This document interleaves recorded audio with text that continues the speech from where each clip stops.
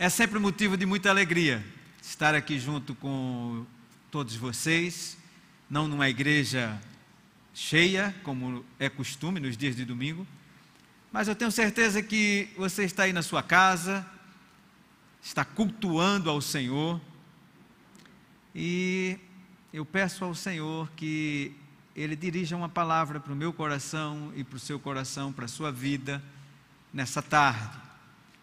Se você esteve acompanhando o culto hoje pela manhã, o Senhor falou poderosamente já aos nossos corações. E Deus tem uma palavra para você, eu não tenho dúvida disso. E eu gostaria que você estivesse abrindo a sua Bíblia, juntamente comigo, no livro do Gênesis. Gênesis capítulo 41. Nós iremos ler 3 versículos apenas.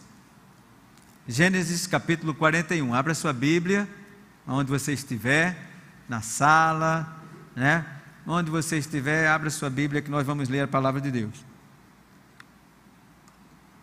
Gênesis 41, nós vamos ler do versículo 50 até o 52. Antes de chegar a fome, nasceram 2 filhos a José, os quais lhe deu Asenate, filha de Potífera, sacerdote de On. José ao primogênito chamou de Manassés, pois ele disse: Deus me fez esquecer de todos os meus trabalhos e de toda a casa de meu pai. 52. Ao segundo filho ele chamou-lhe Efraim, pois disse: Deus me fez próspero na terra da minha aflição. Vamos orar? Senhor nosso Deus, Tu sabes, Espírito Santo, que se eu estiver me estribando em qualquer eloquência ou qualquer ensino, estudo, eu vou só sobrar. Mas, Senhor, nós estamos aqui diante da Tua presença e te pedindo, ó Pai, a unção do Teu Espírito. És Tu, Senhor, que irás falar ao Teu povo, ao meu coração, ao coração da Tua igreja. A palavra é Tua, Senhor, então, por favor, fale em nome de Jesus. Fale que os Teus servos ouvem. Em nome de Jesus. Amém. E amém. Meus irmãos, eu não sei quantos de vocês já devem ter visto alguma tropa de militares passando correndo. Normalmente eles passam cantando, tá? Então naquele momento em que a corrida já vai ficando meio longa, a gente já começa a perceber que o pessoal começa a ficar meio cansado e a gente começa a ver também que vai abrindo alguns retardatários. Normalmente quem está conduzindo aquela tropa, ele começa a levar uma contagem. Ele começa a puxar uma canção, que é como a gente fala. E eu me lembro que uma das canções que sempre a gente puxava quando o pessoal estava muito cansado, era a canção do Tamoio. É uma canção composta por um poeta e jornalista maranhense que viveu no século XIX, chamado Gonçalves Dias. E essa canção ela é bem interessante. Ela diz mais ou menos assim: não chores, meu filho, não chores, que a vida é luta reída, viver é lutar. A vida é um combate que aos fracos abate, mas aos fortes e aos bravos só pode exaltar. Interessante. Tem um poeta inglês que ele diz que toda manhã, quando o sol nasce, sempre tem uma viúva olhando para o céu em lágrimas e um órfão olhando para o céu também e fazendo perguntas a Deus. Ou seja, em que pese todos esses homens serem poetas seculares, eles confirmam e concordam com a palavra de Deus e com o sábio Salomão, quando ele diz lá em Eclesiastes, capítulo 11, versículo 8, quando ele diz o seguinte, presta atenção: ainda que você viva muitos anos, olha só, ainda que você tenha longos anos na terra, aí ele recomenda uma coisa: aproveite todos eles, porque você tem que ter a ideia de que haverá dias de trevas, haverá dias maus, haverá dias de adversidade. E ele conclui uma conclusão assim bem intrigante. Ele diz assim: porque esses dias de trevas não serão poucos. Interessante isso. Está confirmando mais uma vez aquilo que o Senhor Jesus Cristo nos fala lá em João capítulo 16, versículo 33, dizendo que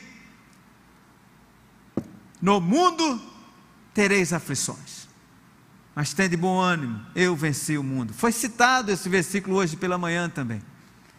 Então percebam que tanto o mundo reconhece, como a palavra de Deus confirma, o mundo é uma luta, viver é lutar. Na vida terão dias muito difíceis. Em Efésios fala para que você possa suportar no dia mau. Então parece que vai ter o dia mau. Existem dias de trevas. O próprio Senhor Jesus, ele nos diz: vocês vão ter aflição. E é interessante a gente observar que, diametralmente oposto a tudo que foi falado, ainda existem pessoas no mundo que acham que não pode sofrer. Parece que o ensinamento na cabeça dela, no coração dela é: como é que eu faço para não ter problemas? As pregações, muitas vezes os programas televisivos, livros, a temática é uma só: como é que a gente pode viver sem sofrer? É impressionante. Mas o texto em que nós lemos fala de uma pessoa que você conhece, um personagem muito interessante na palavra de Deus. Esse personagem é José. E a gente vê que talvez você que se acha que está passando problema, e problemas existem, a gente já confirmou isso de várias maneiras, talvez você não tenha passado pelos problemas que José tenha passado. Odiado pelos seus irmãos, vendido como escravo, traído. Olha que, veja que foi tudo que podia dar errado na vida de uma pessoa, começa a acontecer na vida desse jovem chamado José. Desprezado, jogado numa prisão. Naquela prisão ele ajuda uma pessoa e depois é esquecido por essa pessoa. É caluniado, e olha que calúnia é bem pior do que um murro, do que alguma coisa mais grave. Tudo isso acometeu a vida de José. Mas, meus amados, a gente começa a ver que na adversidade a gente consegue crescer. Na adversidade a gente começa a ler a história de José e a gente começa a perceber que a gente pode obter vitória no meio da adversidade. Eu me lembro de um livro que eu li, eu já falei isso aqui na igreja. O nome do livro é Portões de Fogo, de Steven Pressfield. Ele conta a história da Batalha das Termópilas, que foi a batalha dos persas com os espartanos. Em determinado momento, o exército espartano vindo para cima do exército, o exército persa vindo para cima do exército espartano, e um dos espartanos falou assim: olha, eles são muito, são quase 2 milhões, nós somos apenas 300. Quando eles começarem a lançar as suas flechas vão escurecer o sol do grande número que vai ser isso aí. E Leônidas, o chefe espartano, ele olha para aquela pessoa e diz assim: que coisa boa, então nós vamos combater na sombra.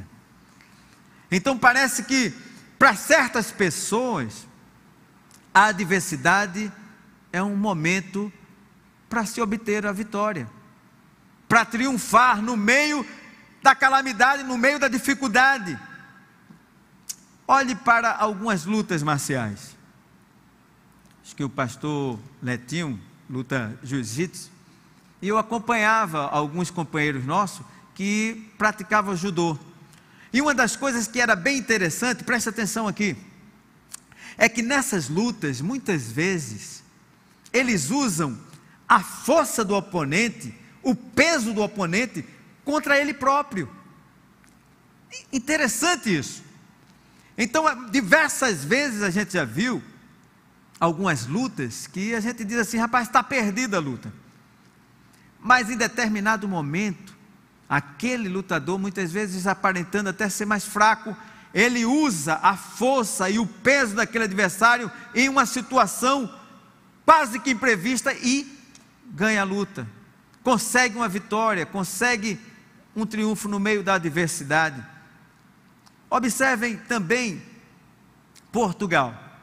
Estava olhando, um país que quase está acobertado ali, circundado pela Espanha, que era condado da Espanha, um país pequeno, na frente só tinha o mar, e a maior dificuldade, o maior inimigo de todos aqueles países que desejavam se aventurar nas navegações, era o vento. E hoje pela manhã a gente falou das tempestades, mas os portugueses constroem as caravelas. Não sei se você teve a oportunidade de conhecer alguma réplica de uma caravela. Eu fui uma vez com os meus filhos, minha esposa, a gente foi passar umas férias em Porto Seguro, e a gente teve a oportunidade de conhecer uma caravela. Meus irmãos, é muito pequena. Você fica imaginando como é que aquilo ali singrava os mares Atlântico e cruzava todo o oceano, descobrindo terras. Eles descobriram o vento através das velas ao seu favor. Então é possível nós aproveitarmos as adversidades para caminharmos para a vitória.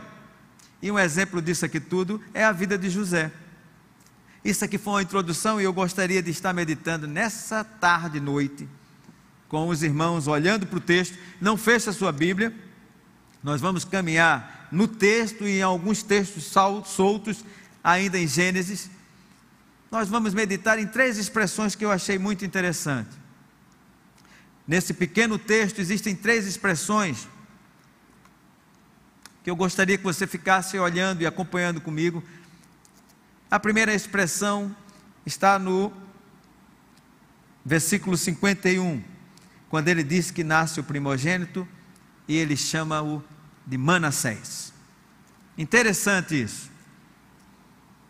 Antes de chegar à fome, aí no 51 ele diz que José era o primogênito, chamou de Manassés, pois ele disse: Deus me fez esquecer de todos os meus trabalhos e de toda a casa de meu pai.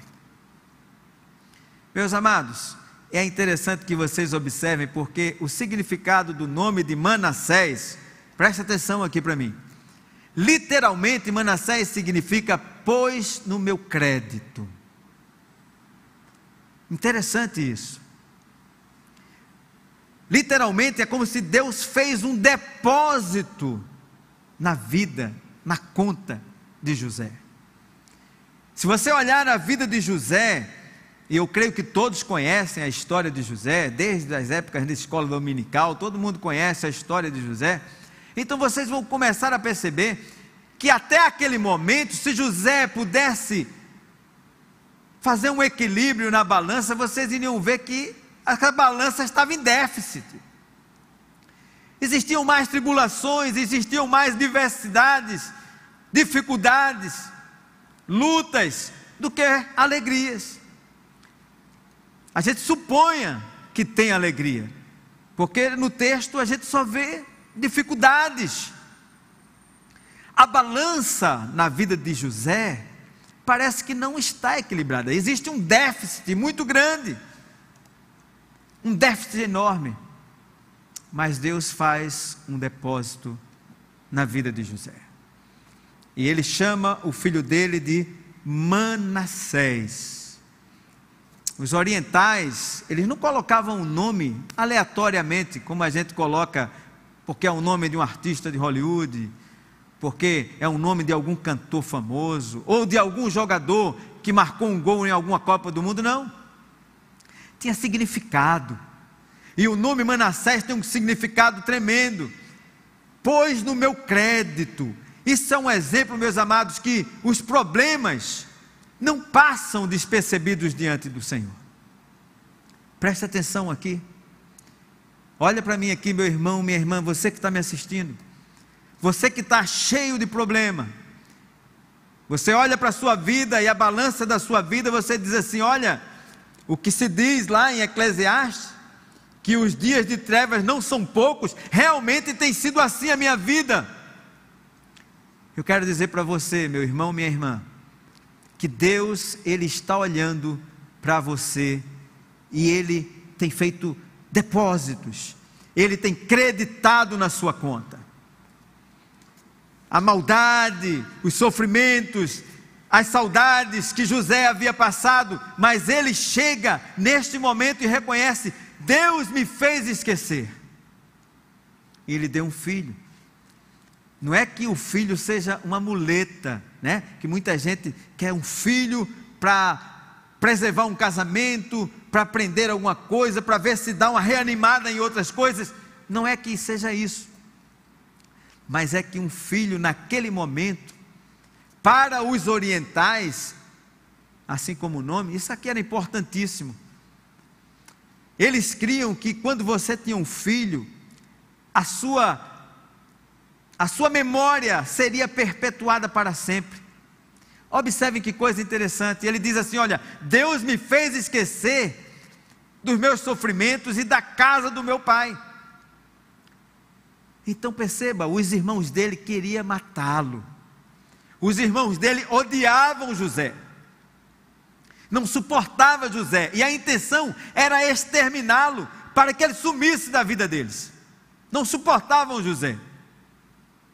Mas agora, ele diz assim, olha, Deus me pôs um crédito. Ele me deu um filho.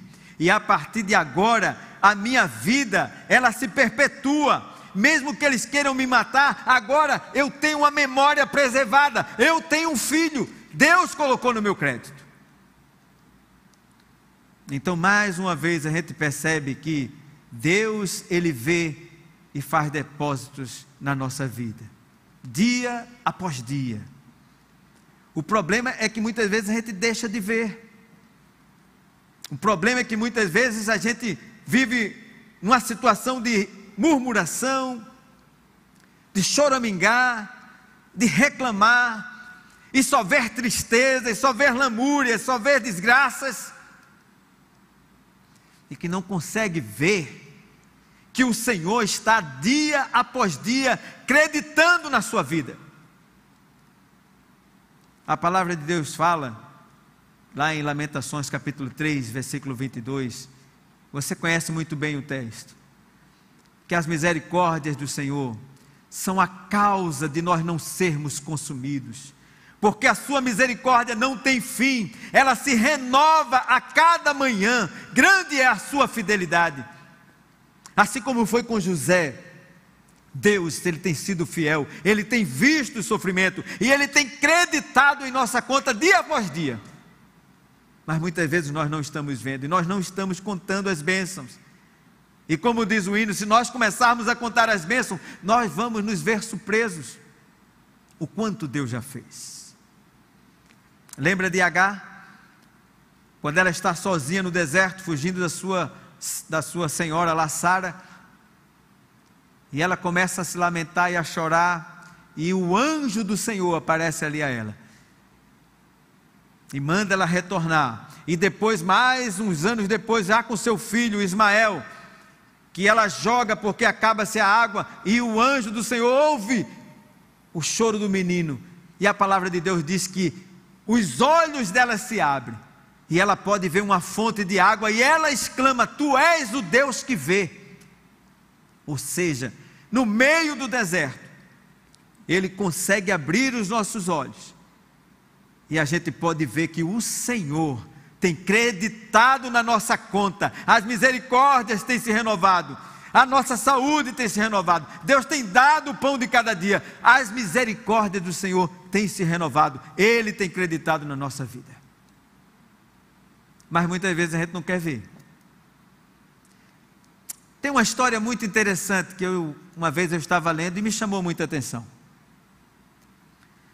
Trata-se de uma mulher chamada Hattie Green.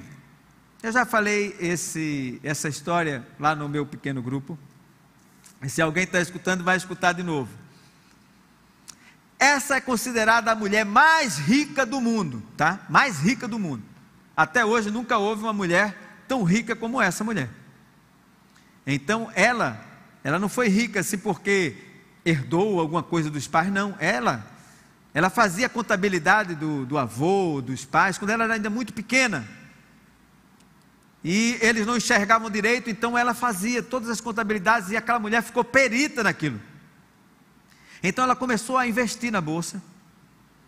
E de repente aquela garota, depois virou uma jovem, uma mulher, ela começou a comprar ferrovias, embarcações, navios baleeiros, navios comerciais, mercantes. Ela começou a comprar terras de cidades americanas. Governos pediam dinheiro emprestado àquela mulher. Aquela mulher era riquíssima. Mas tinha uma coisa naquela mulher. A refeição dela era uma papa, e a papa dela era gelada, para que ela não ligasse o gás e gastasse com gás.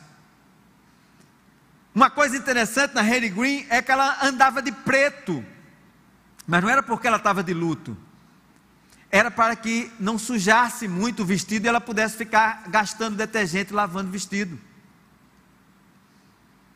Interessante que muitas vezes ela andava com esse vestido, vocês imaginam como é que era esse vestido? Tão maltrapilha, que conta a história que muitas vezes as pessoas davam alguma moeda, pensando que ela era alguma pedinte, e pasmem, ela aceitava a moeda. Você pode estar achando assim, mas que coisa interessante, como mulher, né? Mulher sovina, que é isso? Pirangueira, como a gente diz aqui.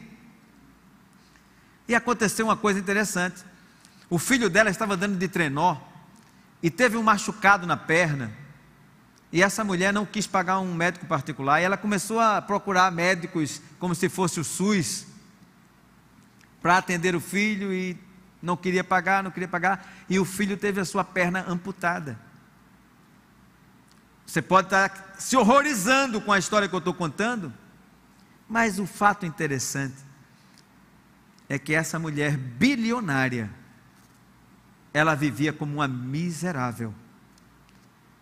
E eu quero dizer, meus amados, assim como a gente vê a história de José, e ele reconhece, o primeiro filho dele, ele diz assim, é Manassés, porque o Senhor creditou na minha conta, o Senhor renovou tudo na minha conta, Ele é fiel. E muitas vezes você está como a Hattie Green, você lê Efésios capítulo 1, todas as bênçãos espirituais, você tem visto a grandeza da salvação que atingiu a mim e a você, mas você vive maltrapilho espiritualmente. Você é como se fosse a Hattie Green, é impressionante. Mas vamos passar à frente e vamos para a segunda pessoa que eu gostaria de estar meditando com você, e está lá no versículo 52, que ele chega e diz assim, ao segundo filho, acompanha aqui comigo, ao segundo filho ele chamou-lhe Efraim, pois ele disse, Deus me fez próspero na terra da minha aflição. Que coisa interessante. Primeiro ele diz assim, olha, Deus me fez esquecer, e agora ele diz assim, Deus me fez próspero na terra da minha aflição. Se você for ver exatamente o nome Efraim, significa frutificou de novo, frutificou duplamente. E é interessante que no primeiro filho, Manassés, ele diz que Deus lhe fez esquecer, porque ele está se referindo ao passado.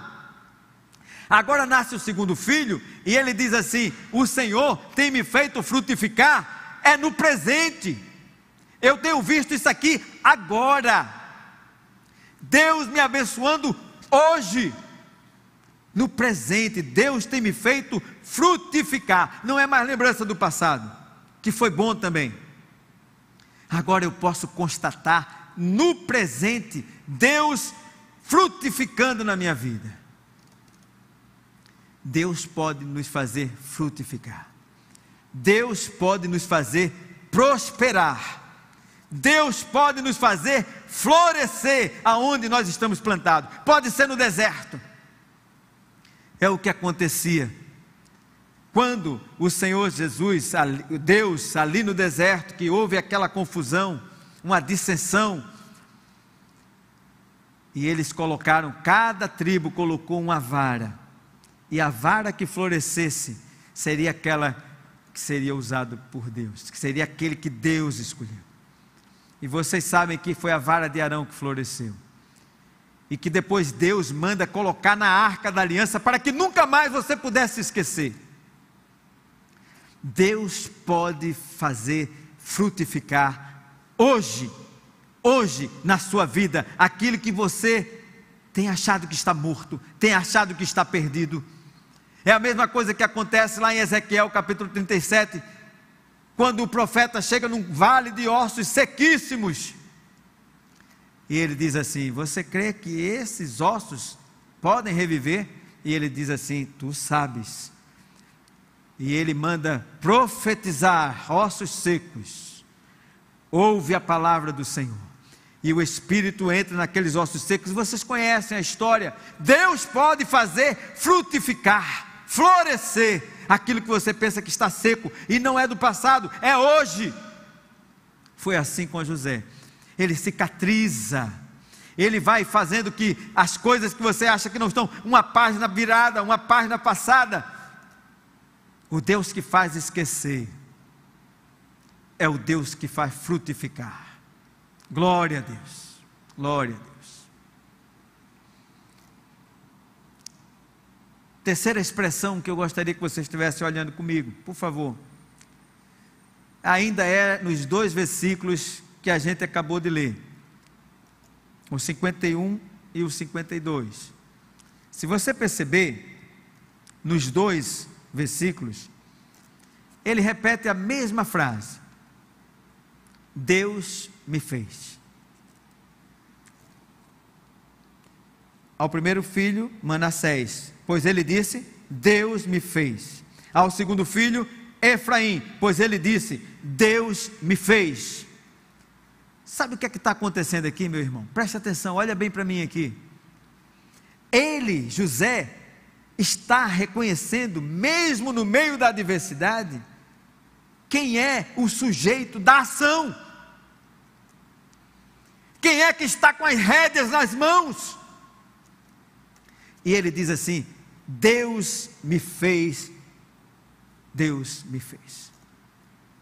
Observe que ele não chega dizendo assim: eu mandei bem quando estive diante de Faraó, eu mandei bem quando estive na casa de Potifar, eu mandei bem quando estive na prisão e o camarada colocou chefe de todos os presos, eu mandei bem interpretando os 2 sonhos do copeiro e do padeiro. Não. Na visão de José, presta atenção, meu irmão, em nome de Jesus, na visão daquele jovem que passou por todas as adversidades na vida, ele chega, recebe a bênção, o Senhor acredita na conta dele, depois o Senhor frutifica na conta dele, e ele diz: é Deus, Deus fez, Deus fez, não teve mão de José nenhum, é Deus, é Deus, é Deus que fez. Louvado seja o nome do Senhor. É Deus, meus amados, minha irmã, meu irmão, é Deus quem age nas nossas vidas. E veja que coisa interessante, quando a gente vai lendo o texto mais adiante, ele começa dizendo que o seu sogro, o nome dele era Potífera, que era sacerdote de On, e a sua esposa era Asenate, filha de Potífera, sacerdote de On. E Asenate é até o nome de uma irmã minha. Mas olha só que coisa interessante, presta atenção. O significado do nome de Potífera é aquele que Ra deu. Ra é uma divindade egípcia, tá, meu irmão?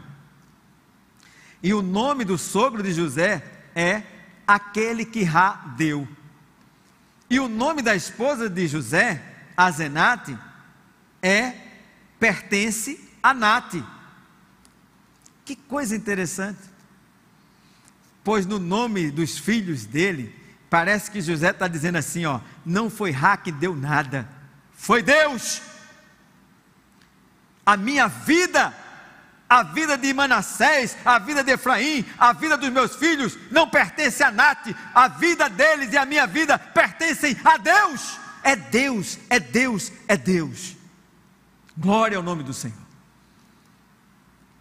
É impressionante. E nas duas declarações de José, tanto no versículo 51 e no 52, ele reconhece que Deus está agindo na sua vida. Ele crê na atuação de Deus. E é interessante que muitos estão hoje, no meio dessas adversidades, dessas complexidades, dessas tribulações, estão procurando refúgio nos Potíferas e Asenates da vida, que pode lhe dar ou aquilo que lhe pertence. Os Potíferas e Asenates contemporâneos. Aí começa, procurar esquecer, não em Deus, mas nas drogas, nos vícios, nos ansiolíticos, para esquecer. Eu preciso tomar isso aqui, que senão eu não consigo esquecer. Workaholic, eu preciso trabalhar. Excesso de trabalho, porque eu preciso esquecer. São as compensações emocionais que eu preciso. A grande desgraça de nossas vidas, meus irmãos, é quando você não diz, Deus me fez esquecer, e você começa a falar, Deus me esqueceu. Você não diz mais, Deus me fez esquecer, você começa a choramingar e dizer, Deus me esqueceu. Em nenhum momento a gente vê a vida de José nessa situação, se lamentando. O que a gente percebe, ele não percebe, porque isso aqui é o escritor que faz. Ele estava na casa de Potifar, e a Bíblia diz que Deus era com José, e tudo que ele fazia, Deus prosperava, tanto no campo como dentro da casa de Potifar. Ele estava na prisão, e o que a gente lê é, Deus estava com José. Então, o que a gente percebe, meus irmãos, é que Deus está agindo nos bastidores.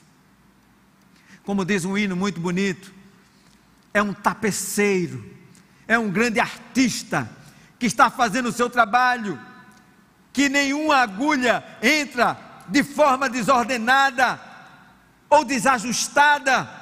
Ele está guiando e está fazendo uma obra de arte maravilhosa.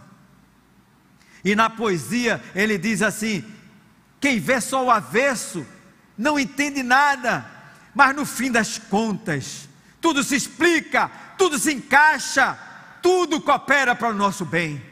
Glória a Deus.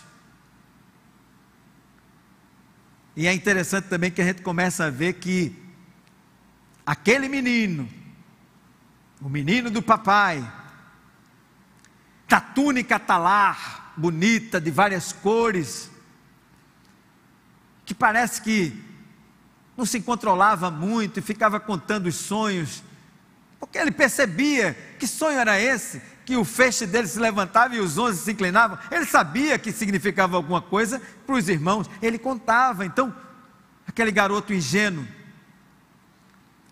no meio das adversidades, o que a gente percebe no texto é que ele vai amadurecendo, ele vai sendo forjado, ele vai sendo amadurecido ali nas dificuldades. Existe até uma frase que diz que é no fogo bem mais quente que se forja o aço bom. Então é no meio da adversidade que o Senhor está forjando a sua vida, meu irmão, está forjando a sua vida, minha irmã. E já concluindo, eu queria que a gente visse na própria história de José, que as infelicidades todas de José redundaram em bênçãos. Você já imaginou se José não tivesse sido vendido como escravo, se José não tivesse ido para a casa de Potifar, se a mulher de Potifar não tivesse caluniado contra José, se José não tivesse sido preso? Já imaginou se ele saísse da prisão antes do tempo, porque o copeiro, queria ser legal com ele e antecipasse o negócio, e ele saísse da prisão mais cedo? Daria tudo errado. Mas uma coisa que a gente vê na história de José é que tinha que dar tudo errado para poder dar tudo certo. Tinha que dar tudo errado para poder dar tudo certo. Ele saiu no tempo certo, ele saiu no momento certo, para salvar o Egito e toda uma nação do extermínio. Que coisa maravilhosa! Se ele saísse antes, a fome teria dizimado o Egito, teria dizimado toda a sua família. Aí não haveria a família eleita, não haveria Israel, o Messias não viria, não haveria igreja. Deus está no controle de todas as coisas. Glória a Deus. No meio das adversidades, é possível eu abrir os olhos e ver que o Senhor que é o grande sujeito da história, o grande condutor desse negócio. Que coisa interessante, eu queria que você prestasse bem atenção comigo, presta atenção aqui. Vocês já perceberam que em Gênesis, quando a gente começa a falar de José, cessa tudo que é milagre? Com Abraão, com Isaac, com Jacó, Deus fala, é uma escada que desce do céu para a terra,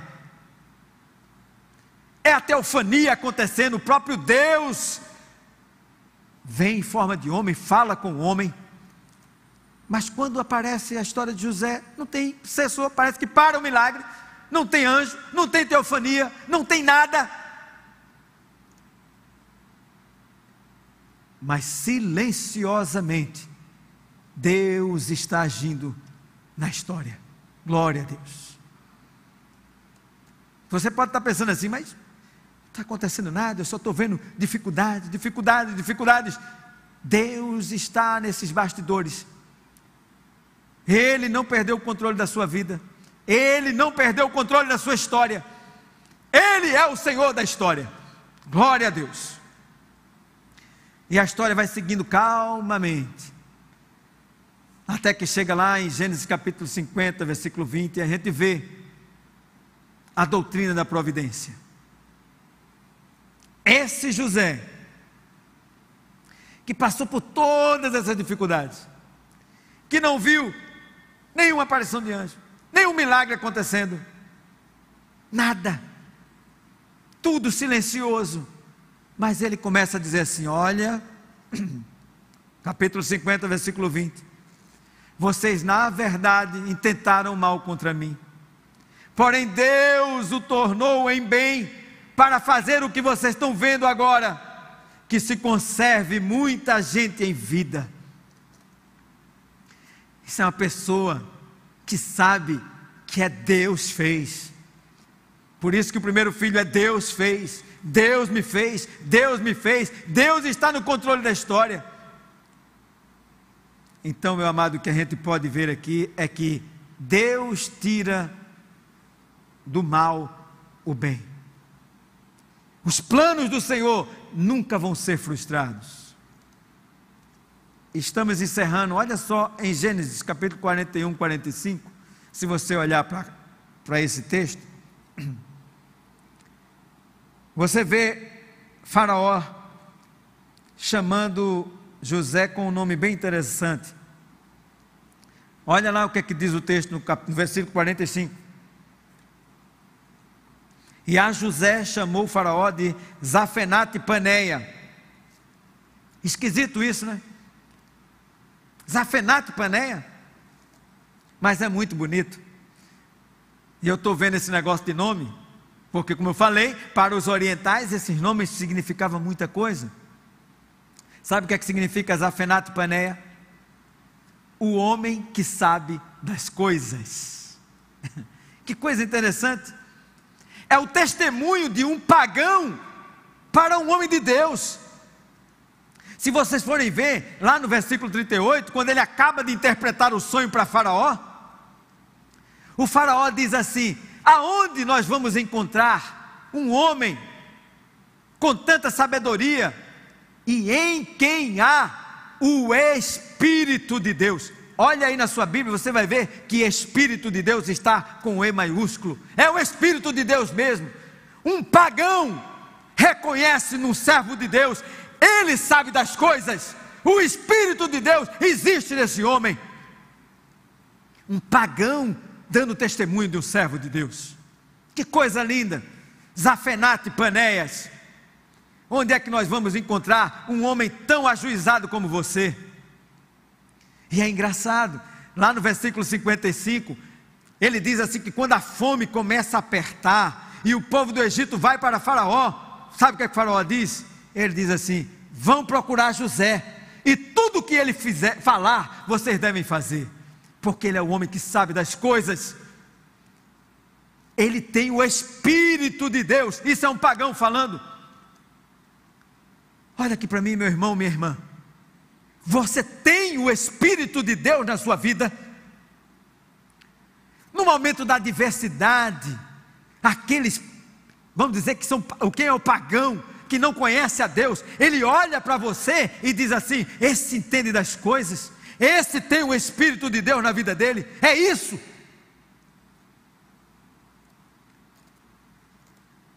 Meu amado, eu quero dizer para você, nessa noite,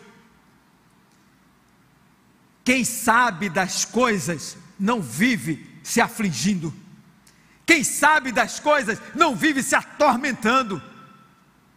Quem sabe das coisas vai dizer assim: eu sei que o meu Redentor vive no meio da adversidade. Glória a Deus. Quem tem o Espírito de Deus na sua vida não se entrega, não entrega os pontos. Não vai dizer que Deus lhe abandonou, que Deus me esqueceu. Pelo contrário, ele vai dizer: Deus me fez.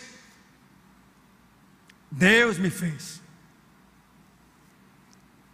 Finalizando, a gente percebe que não é só José que tem esse vislumbre da graça de Deus sobre ele, que foi Deus que fez todas as coisas. Em Gênesis capítulo 48, versículo 15, aí a gente já vê o pai de José, Jacó. 48, 15 diz: e abençoou a José, Jacó, dizendo: o Deus em cuja presença andaram meus pais, Abraão e Isaque, o Deus que me sustentou, a gente podia dizer, o Deus que me fez. Estão percebendo? E quem está dizendo isso aqui não é um garotinho de 30 e poucos anos como José, é um ancião de 130 anos. Ele diz assim: o Deus que me sustentou durante minha vida até aqui. Glória a Deus. É o Deus que me fez. Este também é um homem que sabe das coisas. Então, meu irmão, minha irmã, olha bem para mim. É possível crer na adversidade. É possível crescer na adversidade. É possível ter vitória na adversidade. Se você souber das coisas, se você souber que o Espírito de Deus está dentro de você, no meio de pandemia, no meio de calamidade. Mas muitas vezes você não sabe, você apenas decorou, não desceu da mente para o coração. Você está como uma Harry Green, ou então como uma história, para finalizar, que o pastor John MacArthur, ele conta no seu livro. Ele diz o seguinte, que ele foi pregar numa cidade, e um irmão, pastor também da igreja, falou: não fique em hotel não, eu quero que você fique na minha casa. Ele relutou, mas ficou, né? O irmão foi muito gentil, convidou ele, ficou na casa desse irmão. E saiu para pregar na conferência, o último dia da conferência, e esse pastor não foi com ele, e ele foi pregar. A pregação se estendeu.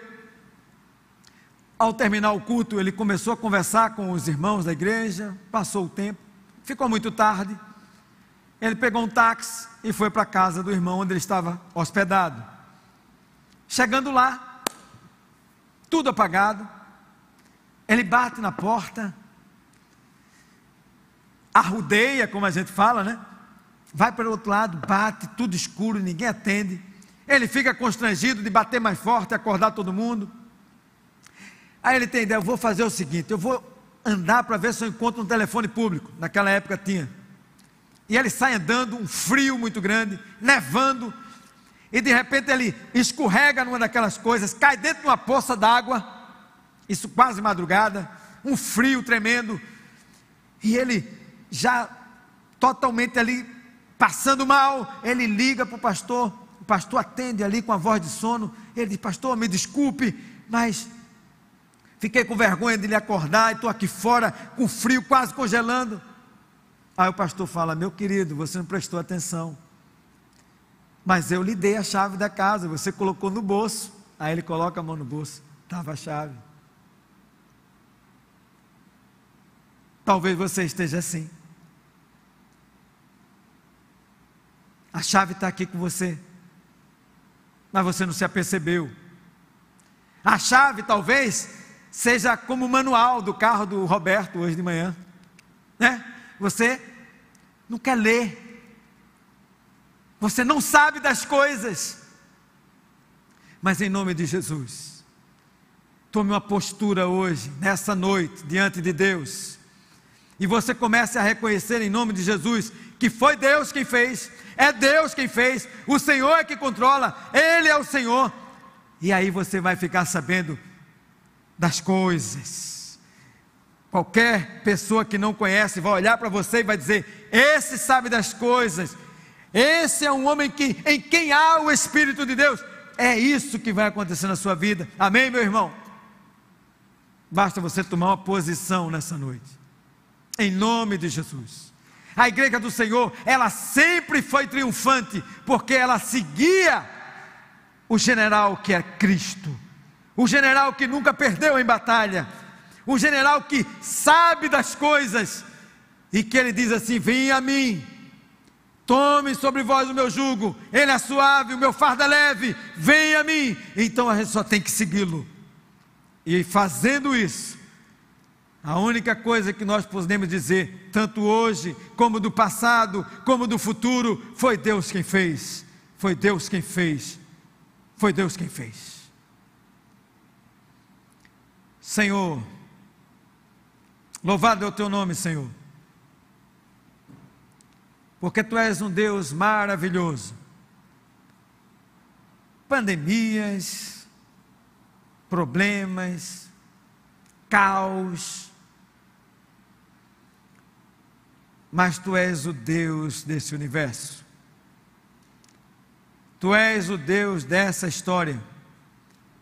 Tu não perdeste o controle de nada, e muito menos da minha vida e da vida dos meus irmãos. Então, em nome de Jesus, Senhor, que cada um nessa noite que está me ouvindo, Ouça a sua voz, ó Deus.